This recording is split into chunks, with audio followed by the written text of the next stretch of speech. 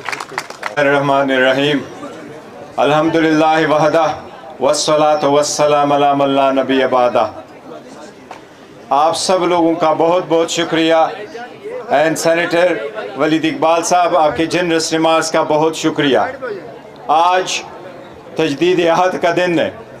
ये मुल्क के लिए, कौम के लिए बहुत अहम है। हमने अपने माजी पे देखना है। पाकिस्तान की आज़ादी का मकसद क्या था? घोड़े से मकसद क्या था आज़ादी? ऑस्ट्रेलिया, न्यूजीलैंड, कनाडा वो तो बड़े एडवांस है। उनके डॉलरों पे, पाउंड पे आज भी एक तरफ अपने मुल्क का सिक्का, दूसरी तरफ क्वीन का है। तो हमें क्या ज़रूरत थी फिर आज़ादी लेने की? घोड़े ने तो बड़ा अच्छा काम किया था। मलकंड तक तो पहुंचा चुके थे। सबसे बड़ा रेलवे नेटवर्क घोड़े ने बिछाया था। सबसे बड़े और ज़्यादा टनल घोड़ों ने बिछाए थे। गवर्नेंस में पूरे दुनिया में माने हुए थे। फिर आज़ादी की क्या ज़रूरत थी? आज़ादी का एक ही मकसद था कि गुड गवर्नेंस, डेमोक्रेसी और फ्रीडम का कोई सब्स्टिट्यूट नहीं है। हमारे सब कॉन्टिनेंट का आप अगर हिस्ट्री देखें तो 3000 साल पे हर कौम ने हम पे कब्जा किया था। चाहे वो ब्रिटिश थे, चाहे वो एम्परर थे, चाहे वो मुगल थे, लेकिन हमने कभी किसी मुल्क पे कब्जा नहीं किया था। ये by design, by nature democracy पसंद थे। डेमोक्रेसी मुल्क में उस वक्त आ सकती है जब सब लोग आईन और कानून के बराबर सामने बराबर हो, आईन की बालादस्ती हो, कानून हो इस मुल्क में, सेपरेशन ऑफ पावर हो, सारे लोग अपने हकूकों में के तहफ़्फ़ुज़ के लिए सब बराबर हो। वो पाकिस्तान का मकसद था। वो आज हमने देखा है। क्या पाकिस्तान बनने के बाद हम वो निभा सके? आपको याद है 25 साल तक हम अपने मुल्क को आईन नहीं दे सके थे जिस पे सारे पॉलिटिकल पार्टी का कंसेंसस हो।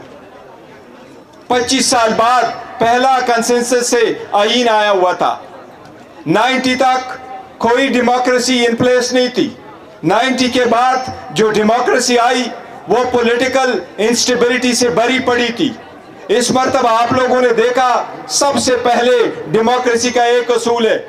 और मैं आपको बताता हूं, खान साहब से जब भी मेरी मुलाकात होती थी जेलों में, तो लीडरशिप इस वक्त यहां बैठे हैं, खान साहब का एक ही आवाज होता था।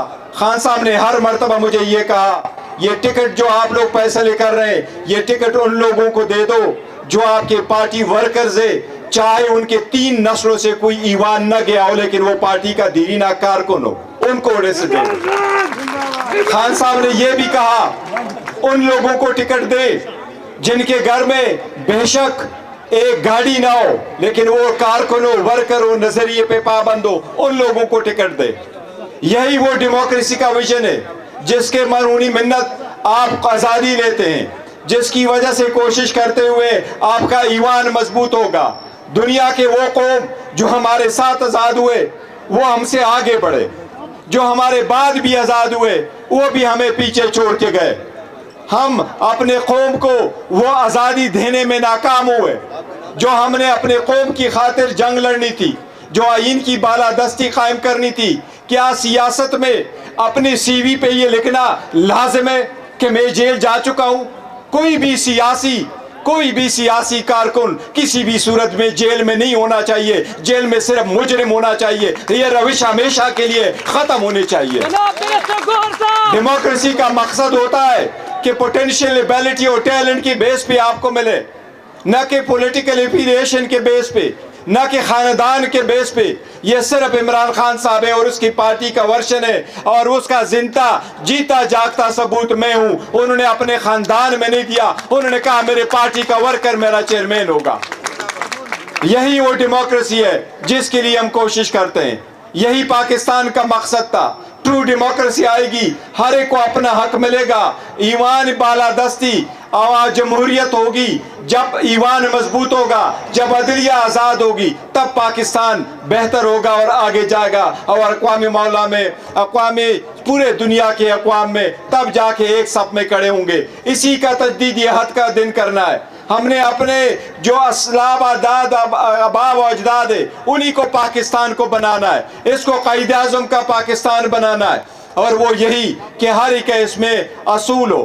ہم سپریم کورٹ سے بھی ایک درخواست کرتے ہیں، اگر قائد خان صاحب اپنے وقت میں ایک کنسٹیٹیوشن پٹیشن ایک ریفرنس کی صورت میں سپریم کورٹ کے بھیج چکے تھے، اور اس میں یہی استدعا تھی کہ الیکشن جب ہو رہے ہو سینٹ میں، وہاں جو ووٹ ہو آپ کا وہ ویریفائیبل ہو، تاکہ پیسے کا چکر نہ ہو اور ان لوگوں کو مینڈیٹ ملے جن کو عوام منتخب کر کے آتے ہیں۔ ہم سپریم کورٹ سے استدعا کرتے ہیں کہ الیکشن کمیشن کو دوبارہ ہدایات دی جائے کہ ووٹ ویریفائیبل ہو، وہ ووٹ ایسا ہو کہ ویریفائیبل ہو کس نے کس کو ووٹ دیا ہوا ہے، اس کی سیکریسی ضرور ہو بیلٹ کی، لیکن ویریفائیبل ووٹ ہونا چاہیے، یہ سپریم کورٹ کا مینڈیٹ ہے۔ ہم یہی کہہ رہے ہیں کہ جن لوگوں کے پاس پبلک مینڈیٹ نہیں ہے اور وہ فارم 47 میں آئے، وہ حکومت کرنے کے حقدار نہیں ہے، وہ آئینی منصب نہیں سنبھال سکتے۔ ہم نے پاکستان کو اگر ٹرو ڈیموکریٹک اسٹیٹ بنانا ہے تو ہم نے آئین اور قانون کی بالادستی کو بڑھا دینا ہے۔ یہی قائد اعظم کا ویژن تھا، یہی وہ ہے جو عمران خان صاحب آج اگر جیل میں ہیں تو اسی کی خاطر جیل میں، ان پہ کرپشن کا کوئی کیس نہیں ہے، وہ صرف پولیٹیکل وکٹمائزیشن ہے۔ انشاءاللہ تعالی آپ لوگوں کے تعاون سے ہم عدلیہ پہ اعتماد کرتے، احترام کرتے، انشاءاللہ جلد خان صاحب بھی باہر ہوں گے، جب واپس آئیں گے اپنا سٹرگل شروع کریں گے، پاکستان کو پھر وہی آزاد، خود مختار اور اسلامی مملکت انشاءاللہ تعالی بنائیں گے انشاءاللہ تعالی۔ وقت شارٹ ہے، آپ سب لوگوں کا بہت شکریہ، thank you so very much.